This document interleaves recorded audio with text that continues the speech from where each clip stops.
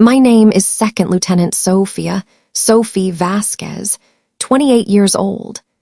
After surviving 3 deployments in Iraq and Syria, I never thought I'd come close to dying right in the house where I grew up in Phoenix, Arizona. The attacker wasn't a foreign enemy. It was my brother Miguel trying to kill me for discovering he'd been selling military classified information. He'd been doing this for 2 years while I was deployed overseas. I can still feel my ribs breaking under his weight, warm blood flowing beneath my head. But the sound that will haunt me forever wasn't the pain. It was my sister-in-law Jessica's voice, cold and clear from the doorway. "Kill her, Miguel. Finish her off." Before I share what happened that day and how everything changed, let me know where you're listening from and hit the like button if you know that when money's involved, sometimes blood doesn't mean a damn thing. The house on Desert Vista Road still hung heavy with the scent of white roses from the funeral. 3 days had passed since we buried my mother, but the sweet fragrance still clung to the curtains and furniture, a constant reminder of what and who was gone. I sat in the living room, hands wrapped around a coffee cup that had gone cold hours ago.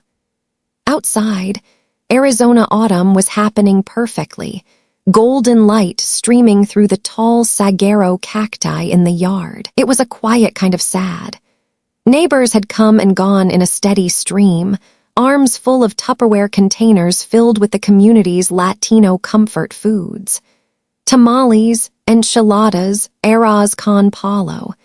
They whispered condolences, squeezed my shoulder, and left pieces of their hearts on our kitchen counter. I was grateful for their kindness, for the shared sense of community that had shaped our small neighborhood. But when they left, the silence that my mother's absence had carved into the house returned, heavier and deeper than before.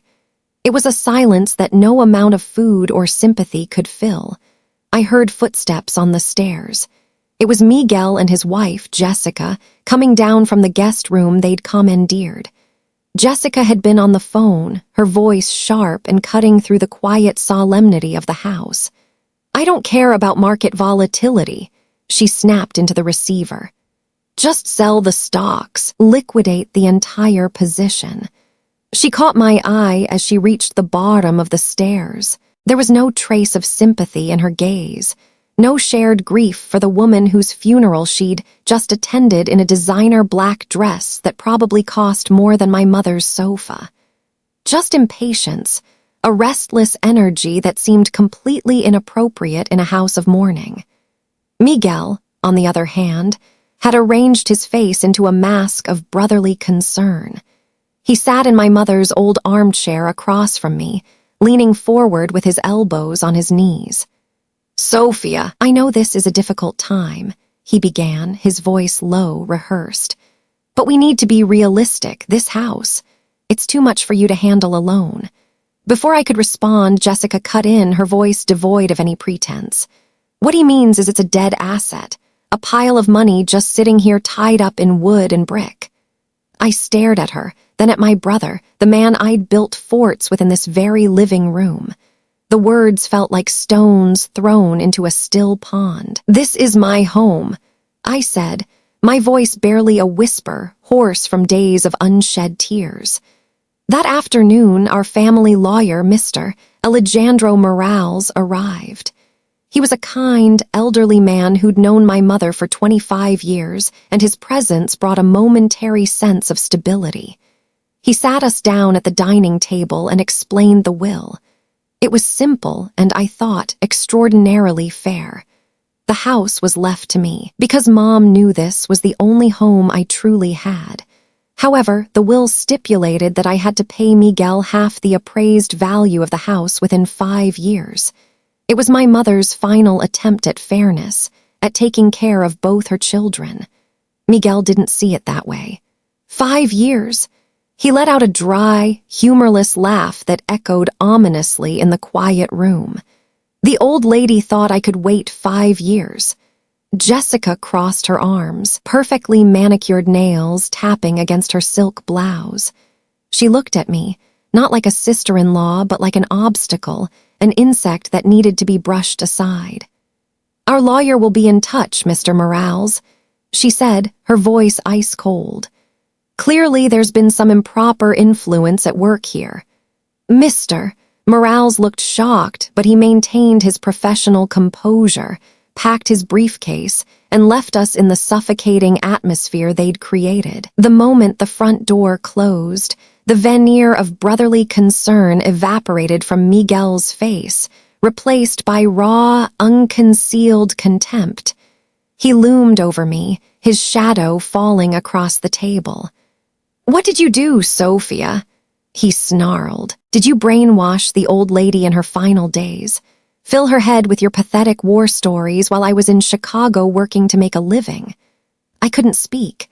The accusation was so vicious, so far from the truth that my mind couldn't formulate a response. "What are you talking about? Don't play innocent," he growled, his voice low and threatening. "You were always their perfect little girl in that damn uniform, Lieutenant Sofia Vasquez, straight and narrow. But you're just a soldier living off taxpayer money. I'm the one making real money, the one who built himself up." He turned and stormed upstairs, Jessica following like a loyal snake. I was left alone in the silence, the scent of roses suddenly feeling like a funeral shroud. His words hung in the air, sharp and toxic. In that moment, I realized a terrible truth. My war wasn't over. When I came home from Syria, it had only just begun right where I was supposed to be safe. Numb, I wandered into my mother's study, a small room next to the kitchen that smelled of wood dust and old books. I needed to feel close to her, to find some piece of the honorable woman I remembered. My fingers traced along her history books until they stopped at an old ledger, leather-bound on her desk. It was her old expense book. I opened it, the pages crackling under my touch. Her handwriting was neat and precise, just like her. I saw the usual entries: groceries, property taxes, electric bills. But then another set of entries began appearing repeatedly over the years. For Miguel, rent money. For Miguel, car repairs. For Miguel, investments. The numbers were staggering. My mother, a retired veteran on a fixed pension, had been bleeding herself dry for years to finance her son's life in the city. The unfairness of it settled in my chest, a cold, heavy weight.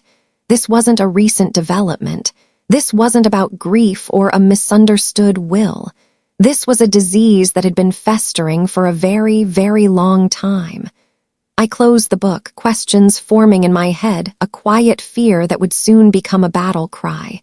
When had all this started? But there was something else that puzzled me. In the ledger, there were entries I didn't understand. Miguel consultation fee. Miguel technical services. These weren't rent money or car repairs. These were payments for some kind of work. And they'd started appearing more frequently in the past 2 years while I was deployed in Syria. A chill ran down my spine. Miguel worked for a defense contractor. He had access to systems. And now I was seeing he'd been receiving money for technical services from an unclear source. That couldn't mean. No, I was overthinking.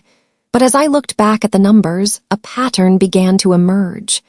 The largest payments coincided with my deployments when I had access to the most sensitive information. My question had been answered, but it wasn't the question I thought I was asking. This didn't start with Mom's death. This had been going on while I was fighting for my country overseas. And now I needed to find out what information Miguel had been selling and to whom. The answer to my question, when did all this start, was waiting for me in Miguel's study. The air in there still held his scent, an unpleasant mixture of expensive cologne and the cold, metallic smell of tech equipment. I sat before his desktop computer, the one Mom had bought him last year, and continued flipping through the brittle pages of the old ledger. The neat handwritten columns were a map of my mother's life, and a map of my brother's slow, steady corruption. Alongside the predictable daily expenses, the entries for Miguel stood out like wounds on the page. They started small a decade ago. Miguel textbooks, Miguel apartment deposit, but they increased in frequency and amount over the years. Miguel rent money, Miguel car repairs, and most frequently, most heartbreakingly, Miguel investments. This word was always written in quotation marks as if my mother knew it was a lie, but still wrote it down, a quiet acknowledgement of her own son's deception. But the new entries, the technical services ones, made my blood run cold. I did rough math in my head. Tens of thousands of dollars, maybe more. My mother, a proud veteran living modestly on her pension and income from her small accounting job, had been quietly bleeding her life savings dry to finance her son's glittering, fragile existence in San Francisco.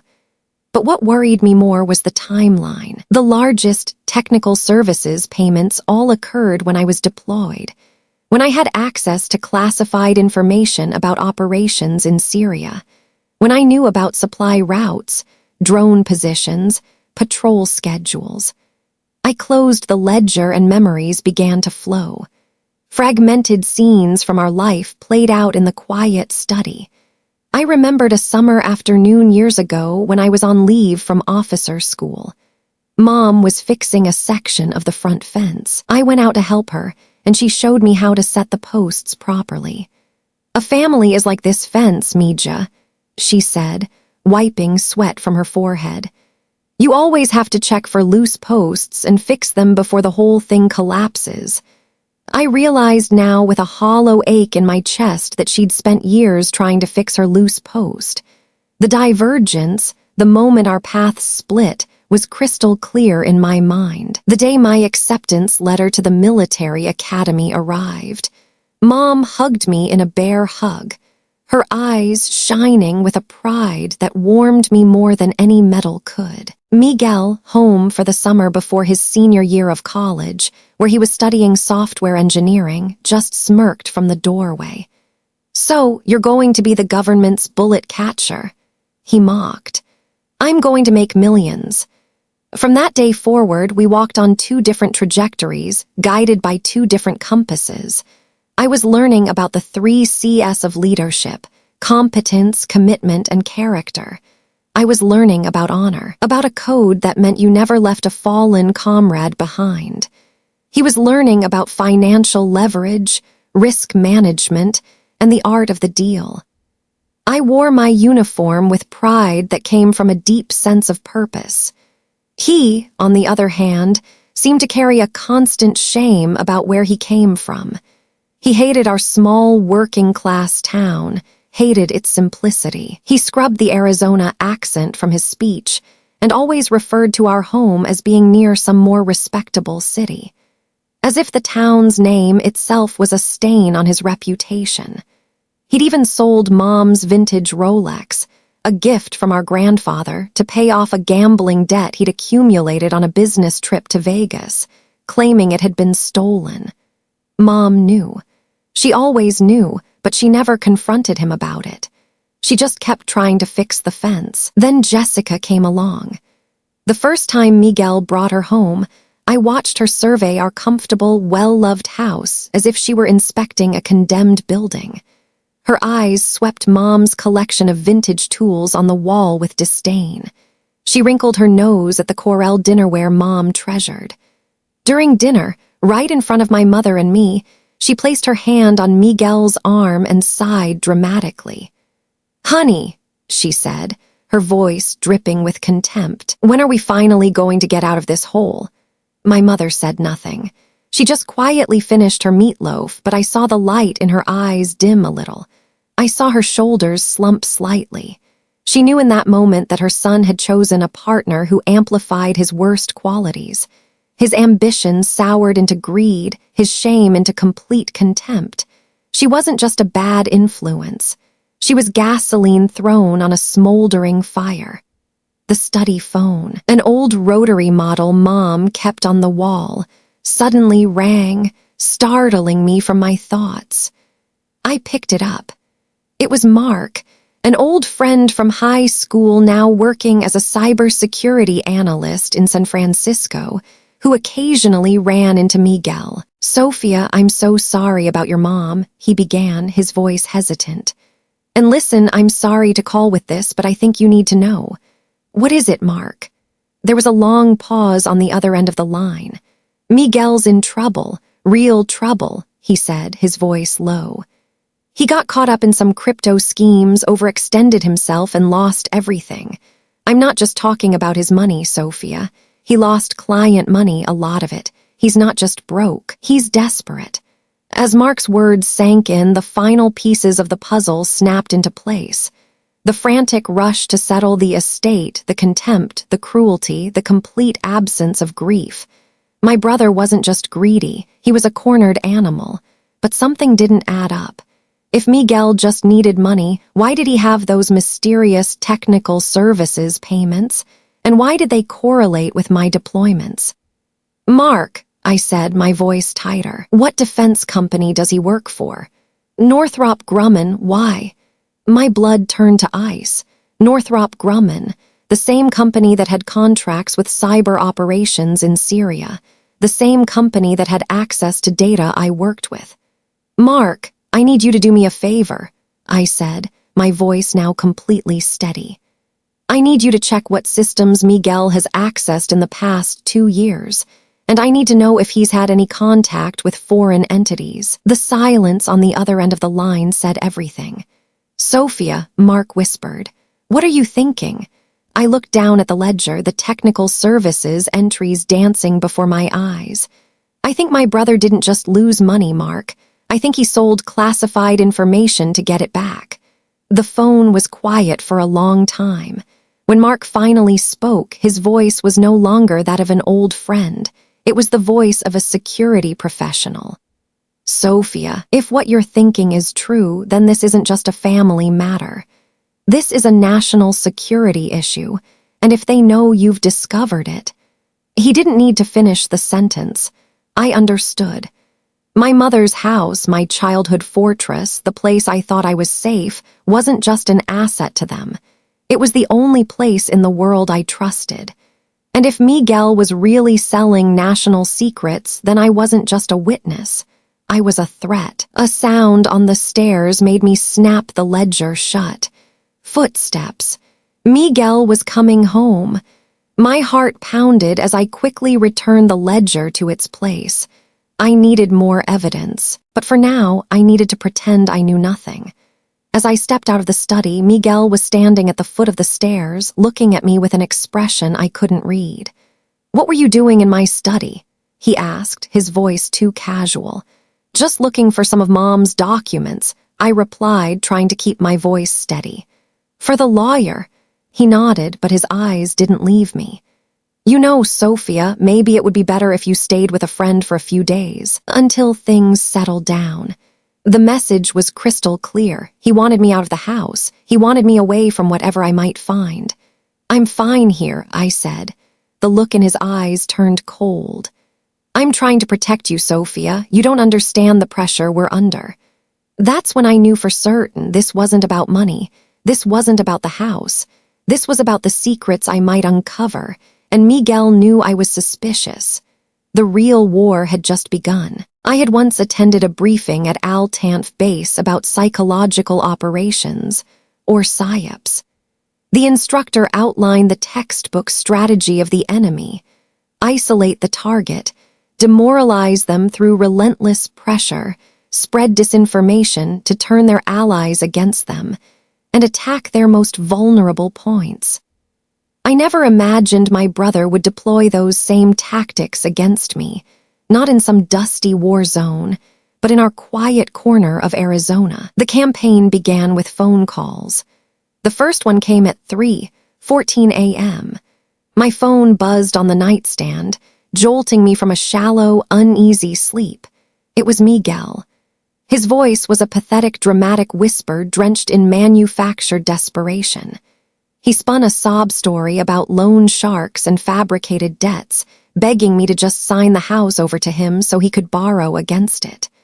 I listened without saying a word, my heart a cold, hard knot in my chest. When he finished his monologue, I simply hung up. The next day, it was Jessica's turn. She called during my lunch break, her voice dripping with sickeningly false concern. "Sophia, honey," she cooed. "I'm so worried about you. The burden of such a big house all alone, it's going to prevent you from ever finding a husband and having a real family." The manipulation was so obvious it was almost insulting, but the text messages were the worst. They were short, sharp, and designed to wound. A message from Miguel would flash on my screen at a random hour. "Mom would be so disappointed in you." I didn't respond. I didn't block their numbers.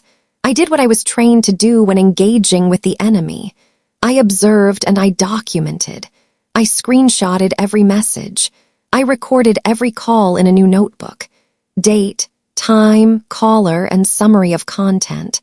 I was no longer a grieving daughter. I was an intelligence officer gathering data on enemy operations. The next phase of the operation was the disinformation campaign. Aunt Carol called me on a Tuesday afternoon, her voice tight with worry that made my teeth clench immediately. "Sophia Mija," she began. "Jessica called me. She said you've been pressuring your mother to change the will when she wasn't lucid." My blood ran cold, then hot. "Aunt Carol, that's a complete lie." "Well, that's not all," she continued, her voice trembling. "She said you banned Miguel from visiting during those final weeks, that you were trying to keep your mother to yourself. They weren't just attacking my integrity anymore. They were desecrating the memory of my final moments with Mom. They were painting me as a monster, a greedy vulture who had preyed on a dying woman."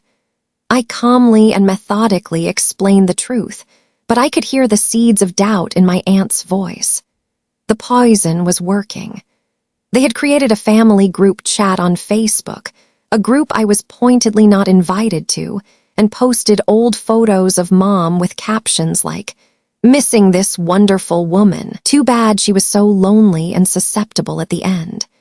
They were isolating me, turning my family into a jury that heard only one side of a twisted story. Then came the physical intrusions. I came home from the grocery store one afternoon to find the back door unlocked. I drew the 9mm I now kept in my purse, clearing the house room by room as I'd been trained. Nothing was missing. Nothing was out of place, but the message was crystal clear. "We can get to you whenever we want. You're not safe here." The violation of it, the deliberate destruction of my sense of safety, left me shaking with a quiet, controlled rage. A few days later, the war escalated. I was browsing real estate listings online just to track the market when I saw it. My own house. It was listed for sale on Zillow. There were photos of my living room, my kitchen, the pattern on my bed sheets. The listing agent was from an upscale firm in San Francisco. Miguel had brought a realtor into my home behind my back, photographed my private spaces, and put my life up for sale without my consent. This was no longer a dispute. This was a declaration of war. He wasn't just trying to take my house. He was trying to erase my existence from it. The final tactic was direct intimidation. His black BMW began appearing on our street late at night. He wouldn't stop, just drive slowly by, headlights sweeping across my living room windows like searchlights from a prison tower. It was a classic intimidation tactic, a predator circling its prey. He wanted me to feel watched, to know that even inside my fortress I was still exposed. One night, after his car passed for the third time, I gave up on sleep. I sat in the darkness of the living room, Mom's old Colt, 45 resting on the coffee table in front of me. Moonlight glinted off the polished steel. I wasn't afraid of him. I was disgusted. Disgusted that the boy I'd once built snowmen with had become this creature. Disgusted with myself for not seeing the monster he was becoming sooner. It was in that moment, sitting in the darkness, that I knew I couldn't fight alone anymore. The perimeter had been breached. The enemy was inside the wire. I needed support. But there was something else bothering me. All these tactics, they felt like a distraction. As if Miguel was trying to keep me focused on the house, on the property dispute instead of something else. Something bigger. I picked up my phone, my fingers scrolling past Miguel and Jessica's names until I found the one I was looking for. The only person I knew who understood Mom's code because he lived by it. I pressed call. It rang twice before he picked up. "Frank," I said, my voice steadier than I felt. "This is Sophia. I need your help." The silence after I hung up the phone was heavy, echoing with my own desperate request. For a moment, I wondered if I was right to call, to drag someone else into the toxic mess my family had become. But the sound of an engine rumbling down the street, the familiar growl of an old Ford pickup, erased any doubt. 10 minutes. He took 10 minutes. Frank's truck pulled into the driveway, headlights cutting through the darkness. He stepped out of the vehicle, a solid, dependable silhouette against the night. He wasn't just a neighbor. Frank Rodriguez was my mother's best friend since they were kids. He was a retired military police lieutenant colonel, a man whose moral compass pointed true north regardless of what storm was raging. He didn't come empty-handed. In one hand, he carried a heavy-duty toolbox. In the other, a large thermos that I knew was filled with the strong black coffee he and Mom used to drink at all hours. "All right, Lieutenant," he said when I opened the door, his voice a low, calm rumble. "Let's secure the perimeter." For the next few hours, we worked. The exhaustion and fear that had been my constant companions faded into the background, replaced by a focused sense of purpose. Frank moved with the quiet efficiency of a man who'd spent his life bringing order to chaos. He checked every window, tightened door locks, added new window locks to the older frames. He replaced the flimsy lock on the back door with a heavy-duty deadbolt that clicked into place with a satisfying, definitive thunk. As he worked, he talked to me, pointing out the house's vulnerabilities. "Your mom was a good soldier, Sophia," he said, his voice tinged with deep sadness as he examined the bushes growing too high near the living room windows. "She built this house for a family. She didn't think about blind spots or fields of fire. She didn't expect the enemy to come from inside her own ranks."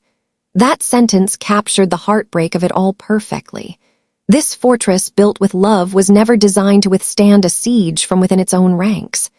Our final task was installing security cameras, a simple modern system he'd picked up at the hardware store on the way over. We mounted one over the front door, another covering the back porch, and a third pointed down the driveway. When we connected the final wire, and the live feed flickered onto my laptop screen, showing the quiet, empty street under the streetlight's glow, a profound sense of relief washed over me. This was the first time in weeks I didn't feel completely exposed. I was no longer fighting alone. The sky was beginning to lighten in the east when Frank finally declared the work complete. He went out to the truck and came back with a foil-covered plate. "Martha sent this," he said, setting it on the kitchen table. "She's worried sick about you," said a soldier can't fight on an empty stomach. He peeled back the foil, revealing a perfect brown picadillo. Steam rose from it in a fragrant cloud. It was the ultimate comfort food, a dish his wife had made for our family countless times over the years, especially after Mom passed. The smell of it, the simple kindness of it, broke through the disciplined armor I'd worn for weeks.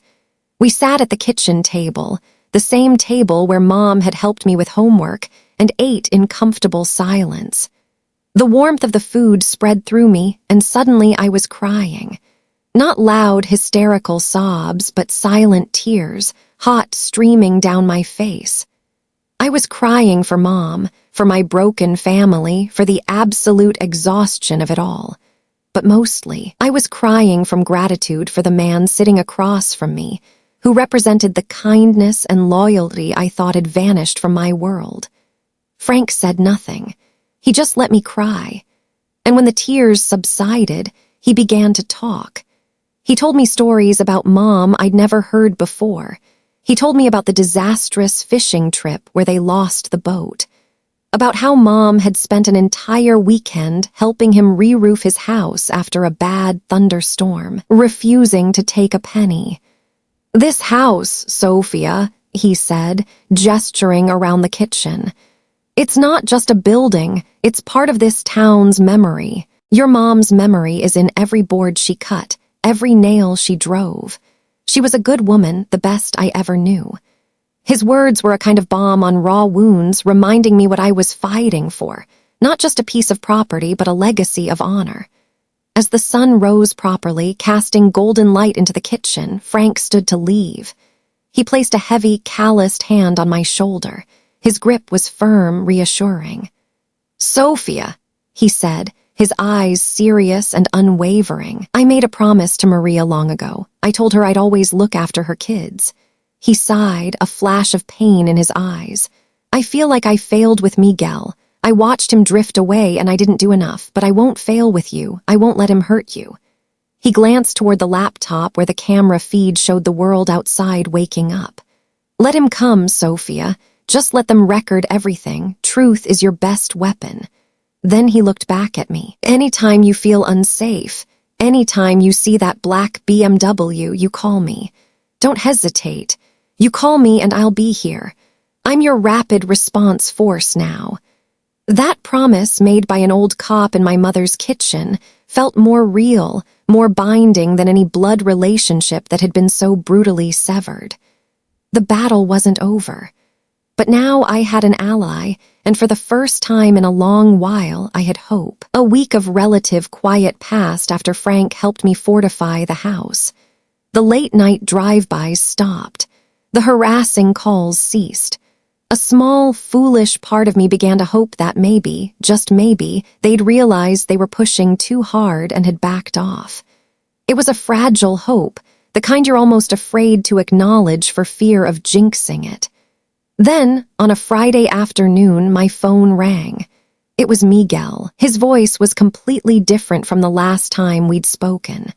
The sneering contempt was gone, replaced by a tone that sounded strangely like the brother I used to know.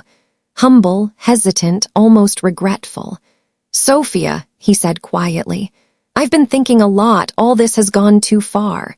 I held my breath, my heart aching. Can we meet, talk about this? Just the two of us at Cafe Luna like we used to." Cafe Luna. The name alone was a strategic attack against my defenses. It was the setting of 100 happy childhood memories. The place Mom would take us for ice cream after Little League victories or pancakes on Sunday mornings. The thought of meeting there, talking like old times, was a powerful temptation. Against every rational instinct, against the cold, hard data I'd collected for weeks, the small, treacherous flame of hope inside me flared. What if he was telling the truth? What if my brother was still in there somewhere? "Okay, Miguel," I said, my voice strained. "I'll be there at 6. The moment I stepped into Cafe Luna, I knew I'd made a catastrophic mistake. The familiar smell of sizzling bacon and fresh-brewed coffee filled the air, but the scene at the corner booth was all wrong. Miguel was there, yes, but he wasn't alone. Jessica sat beside him, a plastic smile pasted on her face, her eyes sparkling with undisguised, pure triumph. It was an ambush. My training screamed at me to turn around and leave, but I was frozen, trapped in the crossfire of curious looks from people I'd known my whole life. Mr. Martinez, my old history teacher, was in the booth next to them. Rosa herself was watching from behind the counter, a worried frown on her face. To leave now would create even more of a scene. Trapped, I slowly approached and slid into the vinyl seat across from them. Before I could speak, Jessica began her performance. She leaned forward, placing her hands on the table, her voice pitched just loud enough to carry, a perfect imitation of deep-hearted concern. "Sophia, honey," she began, her voice dripping with false empathy. Miguel and I are so worried. We know you're going through so much. The intense stress of a military career and then the terrible shock of losing your mother. She let her voice trail off, shaking her head sadly. Sometimes trauma can make a person, well, it can make them act selfishly without even realizing it. I could feel the heat crawling up my neck, my cheeks flushing with anger and humiliation. This wasn't a conversation. This was a public tribunal, and I was the defendant. Every eye in the cafe felt like it was watching our table. I kept my voice low and even. Jessica, I don't know what you're talking about. Miguel jumped in, performing perfectly. He raised his voice slightly, ensuring Mr. Martinez could hear every word. Sophia, stop being stubborn. It's okay to admit you need help. You know Mom wasn't lucid at the end. You took advantage of her. The accusation, so blatant and cruel, hung in the air between us. I felt a wave of dizziness. This couldn't be happening. Not here, not in front of everyone. Jessica leaned in to deliver the final blow. Her smile vanished, replaced by a cold, pitying look. Her voice was like a razor blade. We just want what rightfully belongs to us, Sophia. You can't just hoard that house forever, wallowing in the past. You need money for proper treatment. She paused for dramatic effect. PTSD is a very real thing. We've read about it, and it's clearly making you into someone you're not. Someone angry, someone unreasonable. That was it, the final straw. Throughout my service, I had never felt rage like this. They had taken the thing I was most proud of, my uniform, my service, my sacrifice, and they were twisting it into a weapon to use against me, to paint me as unstable, as damaged. It was the lowest, most contemptible blow imaginable. My rules of engagement as a soldier flashed through my mind. I will never surrender of my own free will. I would not surrender this. Slowly, deliberately, I placed my hands flat on the table and pushed myself to my feet. My movement was calm, controlled. I looked down at them, at two expectant, predatory faces. The noise of the cafe seemed to fade to a dull roar. "You're both despicable," I said. My voice wasn't loud, but it was clear and cold as ice, cutting through the restaurant's low hum. I turned my eyes to Miguel, to the stranger wearing my brother's face. "You're not my brother anymore," I said. The words felt like stones, but they were the truth. Then I turned my back on them. I walked out of that cafe, head held high, not looking back. I could feel their stares and everyone else's burning into my shoulders. I didn't stumble. I didn't run. I just walked. I didn't cry. The rage inside me had burned away every last tear. By the time I reached the cool air of the parking lot, by the time I got in my truck and closed the door, I knew that any hope for peace, any remaining memory of the family we used to be, was dead and buried. Back home, I went straight to the fireplace and stood before the framed photo of my mother taken on the day she retired from the military, standing tall and proud in her uniform, the ribbons on her chest representing years of dedication. I looked into those kind, honorable eyes and broke my final restraint. A single hot tear traced a path down my cheek. "I'm sorry, Mom," I whispered to the woman in the photo. "I tried to do it your way. I tried to stay quiet. I tried to have dignity." I wiped the tear away with the back of my hand. I can't stay quiet anymore. 2 days after the cafe ambush were too quiet, too still. It was the kind of unnatural calm that comes before a storm, a silence pregnant with violence. I spent those 48 hours in a state of high alert, my senses sharp, my body humming with low-level adrenaline. I cleaned my weapons. I reviewed camera footage. I slept in short, restless bursts, always with one ear open. I knew they were coming. My vow before Mom's photo had changed the equation. The time for absorbing their attacks was over. Now I would meet force with force. They came on Saturday morning. Bright sunshine, crisp autumn blue sky, birds were singing. The world outside seemed deceptively peaceful. But when Miguel's black BMW pulled into my driveway, my heart didn't jump with fear. It settled into a cold, hard rhythm. This was it. My phone was already in my hand. I sent a prearranged word to Frank. Here. I watched them on the security cameras as they approached the front porch. Miguel's face was a mask of grim determination. Jessica looked bored. When the doorbell rang, I took a deep breath, holstered my sidearm at the small of my back, hidden under my jacket, and went to the door. I didn't open it fully. I stood in the doorway, my body blocking entry, a human barrier. "I've made myself clear," I said, my voice flat and emotionless. "You're not welcome here." For a split second, Miguel looked confused by my cold challenge. Then the rage returned. With a guttural roar, he drove his shoulder into the door, forcing it open and shoving me backward into the entryway. He and Jessica rushed in, bringing their stench of malice into my home. "We're finishing this today," Miguel snarled.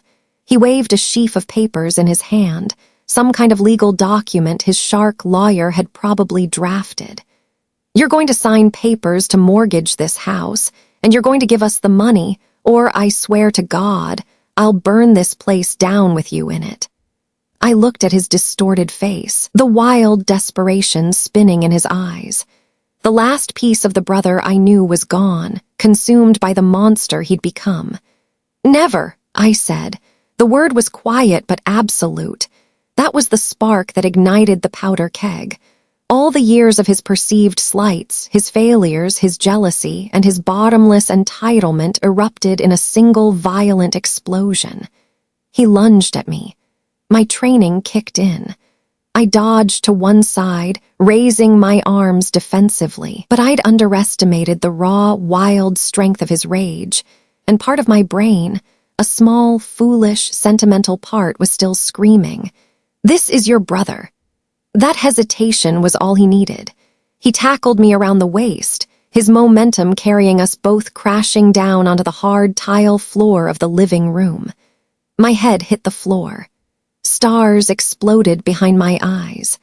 Before I could recover, he was on top of me, his knees pinning my shoulders, his weight crushing the air from my lungs. A fist, one that had once thrown baseballs with me in the yard, slammed into my jaw. The world tilted, a wave of nausea washing through me. He hit me again and again. I could hear a horrible crack, feel a sharp, brilliant spear of pain shoot through my side. A rib. He'd broken a rib. I fought back, my hands clawing at his face, my nails digging for purchase. But he was a man possessed, fueled by a madness that gave him terrifying strength. My vision began to tunnel. The edges went dark. I could taste warm, copper blood in the back of my throat. Through the haze of pain, I saw him scramble off me. For a wild second, I thought it was over. But he was just getting a weapon. He grabbed the heavy silver statue from the mantelpiece. It was a replica of Our Lady of Guadalupe, a piece Mom had treasured, a symbol of ultimate sacrifice and honor.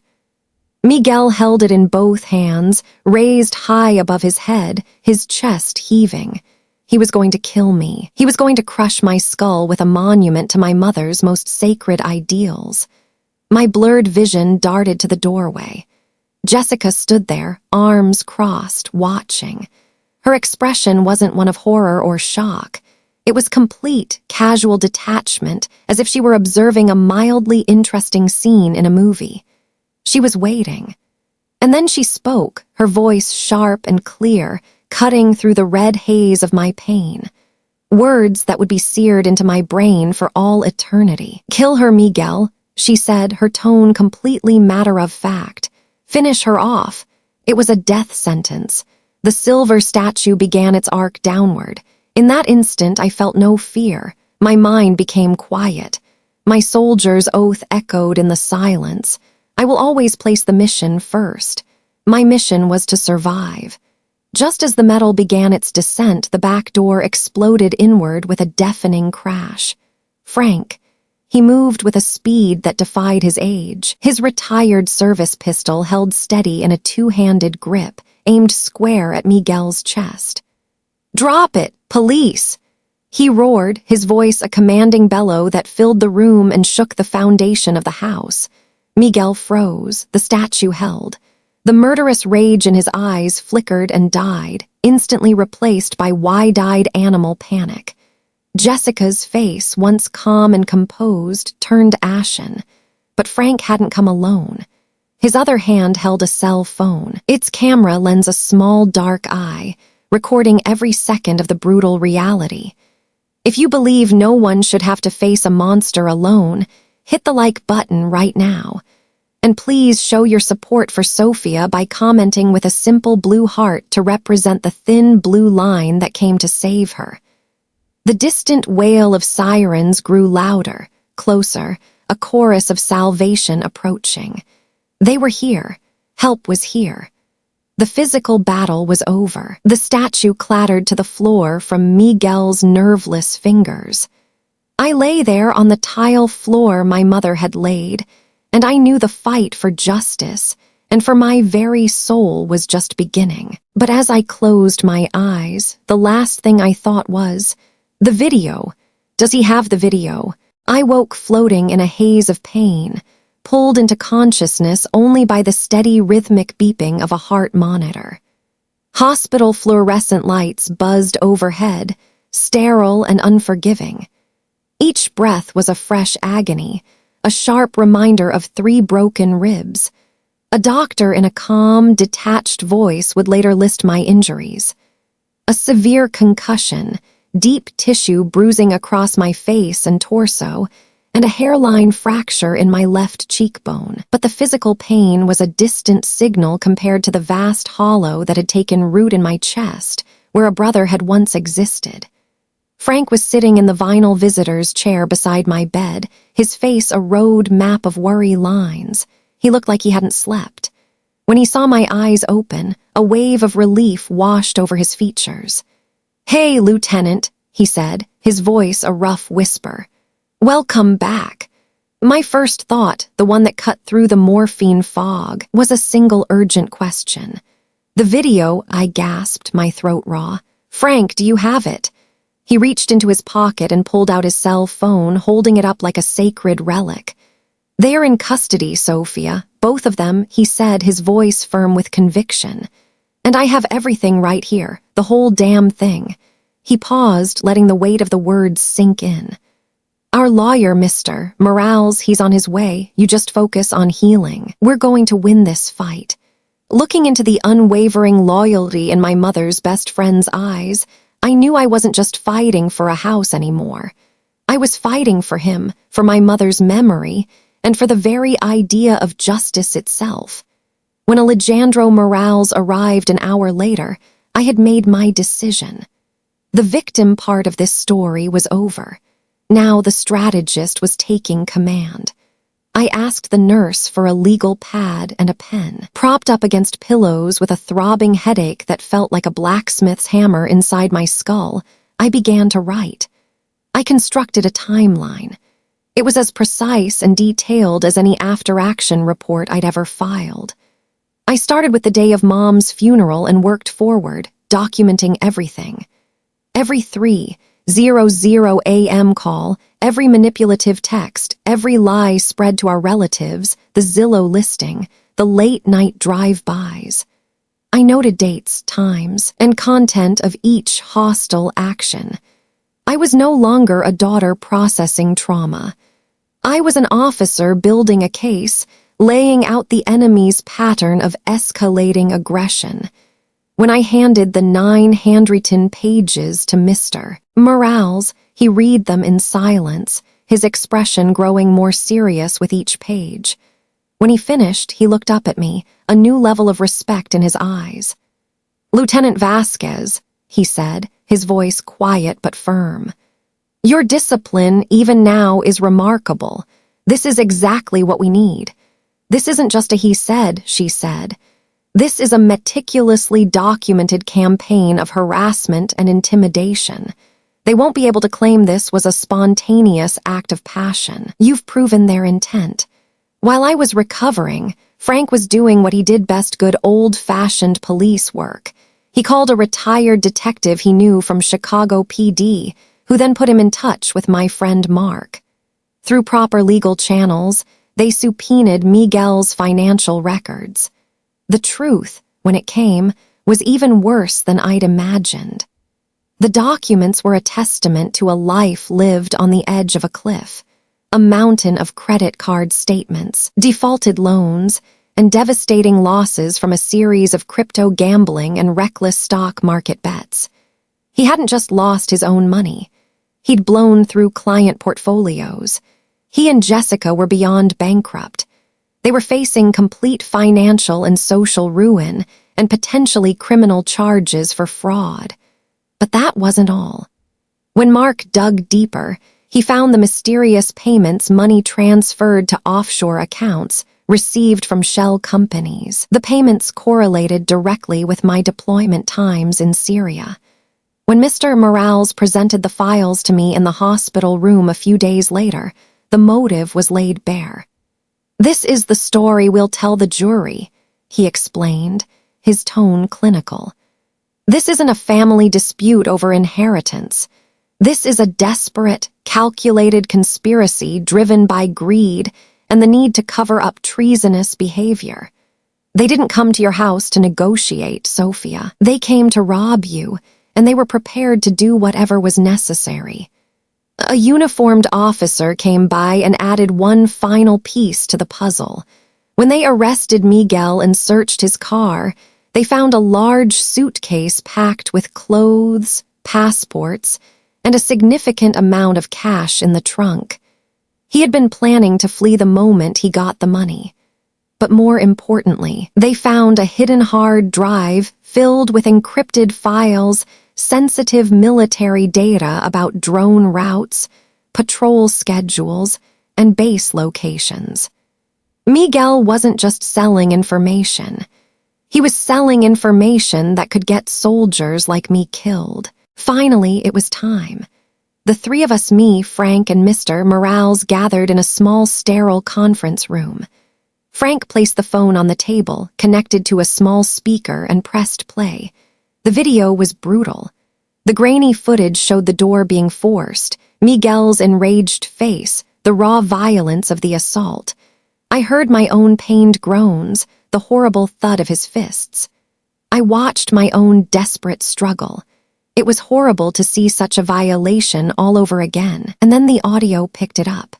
Jessica's voice piped through the phone's small speaker with chilling clarity, devoid of any panic or emotion. "Kill her, Miguel. Finish her off." "Mr." Morales reached out and hit pause. The image of Miguel holding the statue froze on screen. The silence in the room was absolute, broken only by the quiet hum of the hospital's ventilation system. He turned to me, his lawyer's composure vanishing, replaced by a look of profound gravity. "Lieutenant Vasquez," he said, his voice low but ringing with legal certainty. "This is no longer just evidence of an aggravated assault." He met my eyes. "This is irrefutable proof of conspiracy to commit first-degree murder and treason." In that moment, for the first time, I truly understood the full magnitude of what I had faced. I had survived an execution attempt orchestrated by my own family, and now I held the weapon that would bring them to justice. The battle lines were drawn, and I was ready to fight. The morning of the trial, I didn't choose an outfit. I chose my armor, my military dress uniform, the deep blue jacket crisp and perfectly pressed, the ribbons on my chest representing years of dedication, the brass buttons polished to a mirror shine. Walking into the county courthouse felt like stepping onto a different kind of battlefield. This wasn't about winning or losing ground. It was about fighting for truth itself. My decision was deliberate. I wanted everyone in that room, the judge, the jury, the gallery, and most of all, them to see exactly who they had targeted. They hadn't just attacked a woman in her own home. They had conspired to murder a lieutenant in the United States Army and sold secrets that could get my fellow soldiers killed. They had attacked the uniform and everything it represented. They were at the defendant's table when I walked in with Frank and Mr. Morales. Miguel looked like a ghost. He was pale, gaunt, the arrogance he'd always carried replaced by a hunted look in his eyes. Jessica, stripped of her designer labels and dressed in a drab, ill-fitting beige suit, looked small and pathetic. She kept trying to catch my eye. Her expression was a desperate, calculated performance of remorse. I didn't give her the satisfaction. I looked right through her as if she were made of glass. In my mind, they had ceased to exist as my family. Today, they were simply the accused. When my turn came to take the witness stand, I felt a strange calm settle over me. The bailiff swore me in, and I sat down, back straight, hands resting calmly in my lap. As the prosecutor began his questions, I remembered my enlistment oath, the promise to support and defend the Constitution against all enemies, foreign and domestic. I realized then that sometimes the most dangerous enemies are the domestic ones, the ones who share your blood. Defending the truth today was a form of defending my country's ideals. I didn't tell my story as a victim. I didn't cry. I presented the facts with the same methodical clarity I would use in a mission briefing. I walked the jury through the timeline I'd created in my hospital bed. The prosecutor displayed screenshots of the threatening text messages on a large screen for the court to see. Audio recordings of the harassment calls were played. Jessica's sweet voice filled the room, followed by Miguel's desperate pleading. I detailed their psychological warfare campaign step by step, my voice never wavering. On cross-examination, Miguel's lawyer tried to use my service against me. "Lieutenant Vasquez," he began, his tone slick with false sympathy. "Is it true that soldiers returning from combat zones often suffer from post-traumatic stress disorder, that it can lead to increased aggression, paranoia, even memory loss?" He was trying to paint me as an unstable, violent veteran, the aggressor in my own home. I didn't look at him. I turned slightly and looked directly at the 12 men and women in the jury box. "My service in the United States Army taught me how to face danger with courage and discipline," I said, my voice steady and clear. "It didn't teach me how to create it. I've seen the ugliness of war, sir, and the only scar I brought home from this battle wasn't from Syria." I paused, then placed one hand flat over my heart. "It's right here." You could hear a pin drop, but the real turning point, the moment the entire case solidified into cold, hard certainty, was when the prosecutor played Frank's video. The lights in the courtroom dimmed slightly and the large screen flickered to life. The shaky, horrifying footage filled the room. The jury saw Miguel's face distorted by rage. They saw him tackle me. They heard the horrible thud of his fists, my ragged gasps for air. I saw one of the jurors, a grandmother-like woman with kind eyes, bring her hand to her mouth, her other hand clutching her rosary. Another juror, a burly man with a Marine Corps tattoo on his forearm, slowly shook his head, his jaw tight with disgust. The prosecutor let the video play, its raw brutality silencing every corner of the room. Then came the climax, the image of Miguel raising the silver statue and Jessica's voice emerging from the speakers with digital horrifying clarity. "Kill her, Miguel. Finish her off." The prosecutor hit pause, freezing the frame on Jessica's face at that exact moment. It wasn't the face of a panicked wife caught up in a situation beyond her control. It was the face of a calm, detached predator. He turned to the jury. "Ladies and gentlemen," he said, his voice low and powerful, "the defense wants you to believe this was a family argument that got out of hand. That misses. Morris was in a state of panic." He pointed a finger at the frozen image on screen. "I ask you to look at that face. Is that the face of a panicked woman?" The silence that followed was her real conviction. In the gallery, I saw Jessica's mother, a woman who had always treated me with kindness, bow her head and begin quietly weeping into her hands. The performance was over. The lies were dead. The raw, ugly truth had been laid bare for all to see. The jury took less than an hour. When they filed back in, their faces serious, their task heavy, but their resolve absolute. I watched the foreperson, the woman with the pearls, as she handed the verdict to the bailiff. She refused to look at the defendant's table. Guilty. The word echoed through the silent courtroom. Guilty on all counts: attempted murder, aggravated assault, conspiracy, extortion, and treason. Miguel collapsed into his chair as if his strings had been cut. Jessica just stared straight ahead, her mask finally, irrevocably shattered. As the judge read the sentences, long, substantial prison terms for both, he removed his glasses and looked directly at them, his voice filled with cold, righteous anger. "You have not only attacked a member of your own family," he said, his final judgment. "You have desecrated the memory of a decorated veteran. You weaponized the honor of military service, and you contaminated the concept of what a home should be. And most gravely, you betrayed your country by selling secrets that could cost soldiers like Lieutenant Vasquez their lives. You are a disgrace." As the bailiffs led them away in handcuffs, I felt no joy. I felt no victory. I just felt release. A deep, bone-deep sense of release. The war was over. Finally, justice had been served. Walking out of the courthouse, I was wrapped in a strange bubble of silence. The media scrum, the well-wishers, the distant clang of the courthouse doors, all faded into a dull, muffled roar. The adrenaline that had sustained me for months finally drained away, leaving behind a profound, bone-deep exhaustion. The war was over, but the battlefield was still littered with debris. As Frank and I walked toward the parking lot, we faced them: Aunt Carol, my cousins, a few other relatives who had been in the gallery. They had heard Jessica's poison, and for a time they had believed it. They stood there now, their faces a mixture of shame, pity, and uncertainty. Aunt Carol opened her mouth to speak, her hand half raised in a hesitant gesture. I said nothing. I just stopped and looked at her, looked at all of them.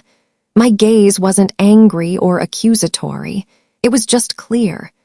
In that single moment of silence, they saw the truth they had refused to see before, and they saw the chasm that now lay between us. I gave one final slight nod and walked on. The old lines had been erased. New ones would have to be drawn. Walking through the threshold of my own home after that day was one of the hardest things I'd ever done. Frank had arranged for a professional cleaning crew to come, so the forensic dust and police tape were gone, but the house felt haunted. I could still see ghosts of the assault in the living room, a spiritual stain on the air.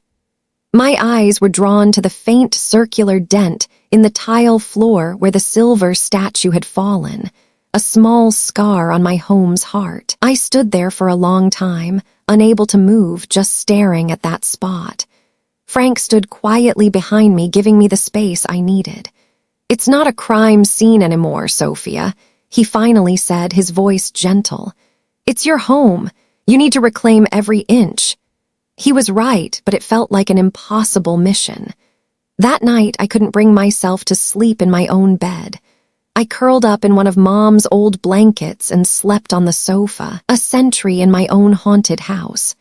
A few days later, a miracle happened, or rather the Arizona equivalent of one. A convoy of pickup trucks and minivans pulled up outside. Mrs. Rosa from the cafe led the parade, her arms full of paint rollers. Mr. Martinez was behind her, carrying 2 large cans of sage green paint. A dozen other neighbors and townspeople followed, carrying paint trays, brushes, drop cloths, and flats of yellow roses. They didn't make grand speeches. They didn't ask a lot of questions. They just got to work. It was an act of silent atonement and community support. They were washing clean the town's walls and conscience. They painted over the living room, covering the scene of the assault in a bright, cheerful sage green that felt like a fresh start. Outside, a team of women dug up the trampled flower beds and planted yellow roses, Mom's favorites. It was their way of saying they were sorry for ever doubting me, their way of helping me reclaim my space. I stood on the porch and watched them, and for the first time since the trial, I cried. Not tears of anger or grief, but overwhelming tears of gratitude for the kindness of good people. About a month later, a letter arrived. The return address was a state prison. It was from Miguel. For a long time, I considered throwing it away unopened, but I needed to know. I needed final closure. The letter was 10 pages long, a rambling, pathetic litany of self-pity and blame-shifting. Jessica had manipulated him. Financial pressure had made him not himself. The markets had turned against him. He'd never intended for things to go that far. He begged me to find it in my heart to forgive him, to write a letter to the parole board, to help him with his appeal. Not once did he take full, irrefutable responsibility, and not once did he mention selling military information that could have gotten soldiers like me killed. I read every last word, my heart growing colder. When I finished, I went to the fireplace, struck a match, and held the corner of the first page to the flame. I watched the fire consume the excuses, the lies, the weak and hollow apologies until all that remained was a pile of gray ash. Forgiveness might be possible someday in some distant future where scars had faded. But forgiveness and reconciliation were two very different things. My forgiveness would not include a key to my life. That boundary had been drawn in my own blood. The house was clean, but my mind was still cluttered. On the advice of a fellow veteran, I called the local VA and started therapy. My therapist, a wise woman who had seen it all, gave me a book by Viktor Frankl, the Holocaust survivor. I was struck by one of his quotes. When we are no longer able to change a situation, we are challenged to change ourselves. I couldn't change what Miguel had done, but I could change what I did with the aftermath. I began spending my days in Mom's old art studio. At first, I just sat there breathing in the familiar smell of acrylic paint and canvas.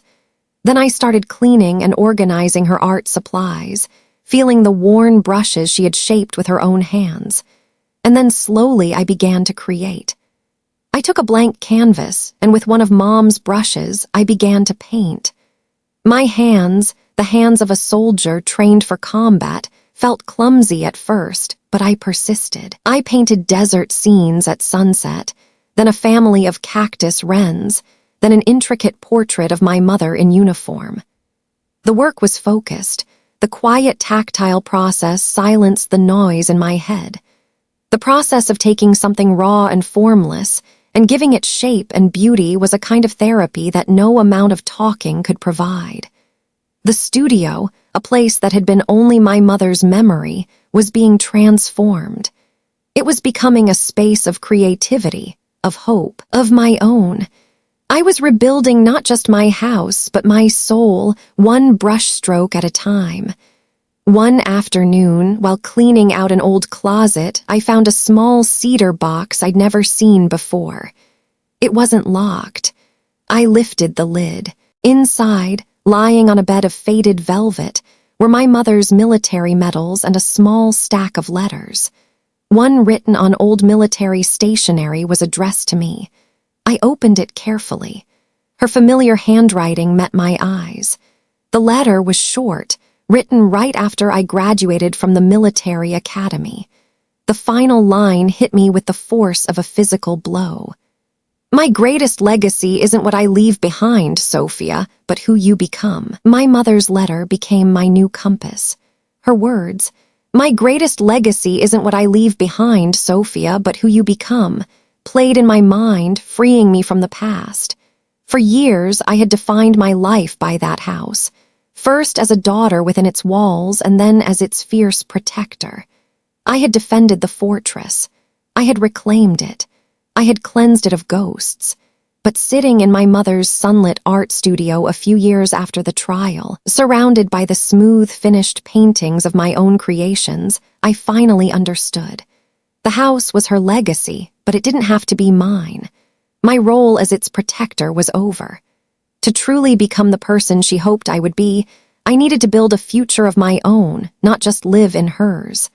I decided to sell the house. When I told Frank, he was silent for a long time, his eyes fixed on the yellow roses now blooming along the fence. I thought he would be disappointed, that he would see it as abandoning my mother's memory. But then a slow, knowing smile spread across his face. "Maria would understand," he said, his voice thick with emotion. "She built this house to be a place of happiness and safety for her family. She'd want her daughter to be happy, not a prisoner of the past, no matter how beautiful the prison. I didn't sell the house to the highest bidder. I didn't want it going to some developer who would tear it down, or to a family who saw it only as a collection of bedrooms and bathrooms. I needed to know its spirit would live on. I chose the new owners carefully. They were a young military family. Staff Sergeant Carlos Mendez, his wife Alina, and their two small children, a boy and a girl. Carlos had just returned from a rough deployment in the Middle East, and he carried the quiet weight of it on his shoulders. They were looking for a place to put down roots, a quiet harbor in a chaotic world. The day they came to see the house, I watched Alina's eyes as she stepped through the front door. I saw them light up with hopeful warmth. "Oh, Carlos," she whispered, her hand finding his. "This place, it feels like a real home." I knew I'd made the right choice. A week later, as I handed the old brass keys to Staff Sergeant Mendez, the keys my mother had once given me, I felt a sense of peace, not loss. "This house has protected my family for generations," I told them, my voice steady. "Now it's your turn to protect." With the money from the sale, I didn't buy a bigger house or a fancier car. The desire for those things had been burned out of me. I used part of the money to buy a small, simple apartment on the other side of town, a place that was just for me. And with the rest, the majority of it, I did something I knew would make my mother burst with pride. I established the Maria Elena Vasquez Foundation. It was a small local nonprofit with a simple mission. Using my mother's old art studio as headquarters, we began providing free art therapy and gardening programs for veterans and their families. It became a place for them to come work with their hands in quiet, focused ways and connect with others who understood the silent language of trauma. It was a place to heal the invisible wounds of war as I had. The story ends here, but it also begins here. It ends on a Saturday morning a few years later. The Arizona sun is streaming through the studio windows, illuminating floating motes of pollen like tiny golden stars. The air is filled with the scent of fresh earth and the low sounds of laughter and quiet conversation. It's the sound of creation, not destruction. I'm standing next to Staff Sergeant Carlos Mendez, who now comes every weekend. I'm showing him how to brush the curved wings of a small hummingbird he's making for his daughter's birthday. And he's smiling, a genuine, unguarded smile that lights up his whole face. A smile that his wife Alina would later tell me with tears in her eyes she hadn't seen since before his last deployment. I look around the room. I see a former Marine, a woman who did 2 tours in Afghanistan, meticulously carving a delicate flower from clay. I see an elderly Vietnam veteran teaching a young soldier who lost his leg to a roadside bomb how to use the pottery wheel to make bowls. They are men and women who have been through hell, who have faced the unimaginable, and now they are finding their own peace in the rhythm of their work, in the steady companionship of fellow soldiers. The warrior's creed, doctrine drilled into me at the military academy, has 4 principles. The last one always stayed with me. I will never leave a fallen comrade. I understand now that this oath doesn't end when you take off the uniform. Our comrades are everywhere around us, fighting silent battles in the quiet of their own homes. I realize in this moment of profound clarity and peace that my mother's true legacy isn't the house on Desert Vista Road. It's not in wood and nails and brick. Her legacy is right here. It's in this room. It's in these working hands, these slowly healing souls. It's in the smile on a soldier's face. I didn't just survive for myself. I survived to build this. And finally, in the truest sense of the word, I was home. And so my story comes to an end. Thank you for walking this path with me. My fortress was once made of wood and nails, but I've learned that the strongest walls are the ones we build inside ourselves. Walls of honor, resilience, and hope. Whatever battle you're facing, know that it's not the whole story of your life. It's what you build from the ashes that defines your true legacy. If stories of strength and survival resonate with you, I invite you to follow the channel and become part of our community. And if you know a fellow soldier who needs to hear that they are not alone, please share this story with them. Thank you for listening.